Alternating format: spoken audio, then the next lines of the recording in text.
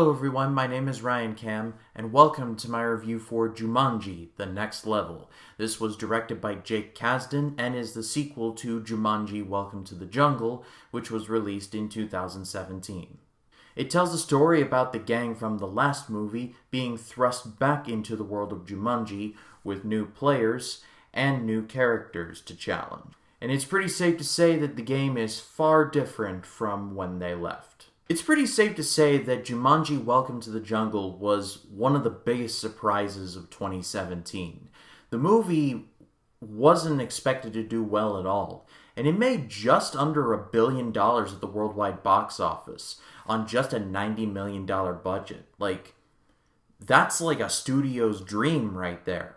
Even I, who loved the original Jumanji from 1995, went into Welcome to the Jungle okay, I mean, it's got a lot of people I like in it, but, I'm going to temper my expectations. And I walked out of the movie and I was blown away by how entertaining it was. So when a sequel was announced, I was like, okay, this is going to be where sequelitis kicks in.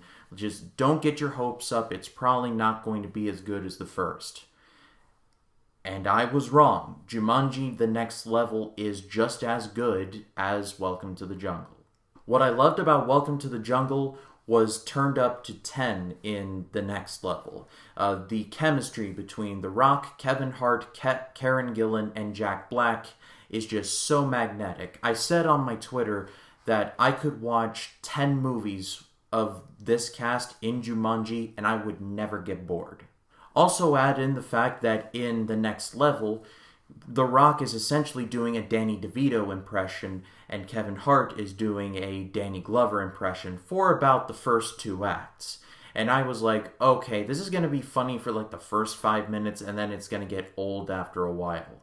But I was wrong, because every time that The Rock would sound like Danny DeVito and Kevin Hart would sound like Danny Glover, I was about to fall out of my chair. I was laughing so hard. It also helps the fact that The Rock and Kevin Hart are best friends in real life, so that is also a nice thing. But what I also liked about the movie was the action. The action in the movie was really well filmed, and overall, it was just a lot of fun.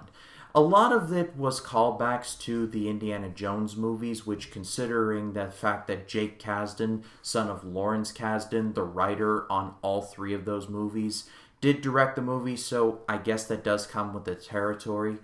However, it wasn't entirely distracting. I was just like, oh, someone's hanging off a cliff from a drawbridge. Where could that be from? Or, oh, somebody's walking on a floor that could trigger poisonous darts. I wonder where that's from. Despite all the indie references, the action in the movie is still really good.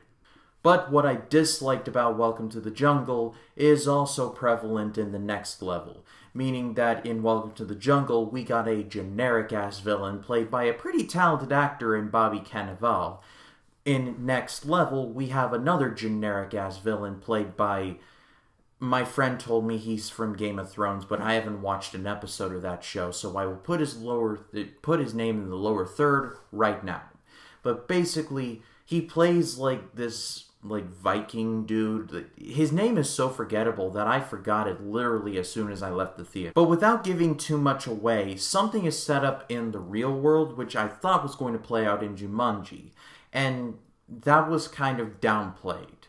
And I thought that thing was far more interesting than the villain that we actually got. That doesn't change the fact that I still love this movie, and I do give it a great rating. Generic villain aside, this is still one of the most fun movies I've seen all year. It's got great action scenes, it's really funny, good acting all around, and magnetic chemistry from all the actors. Really, again, this is yet another big surprise from Jumanji. I don't care if I watch 10 Jumanji movies with this cast, I'll take it. But that is all for me, guys. Thank you so much, as always, for watching. I'm going to be reviewing Richard Jewell, which should come out on Saturday or Sunday, and I'll be continuing my Star Wars reviews leading up to that little indie film known as The Rise of Skywalker. Plus, I'll have something special planned for The Last Jedi.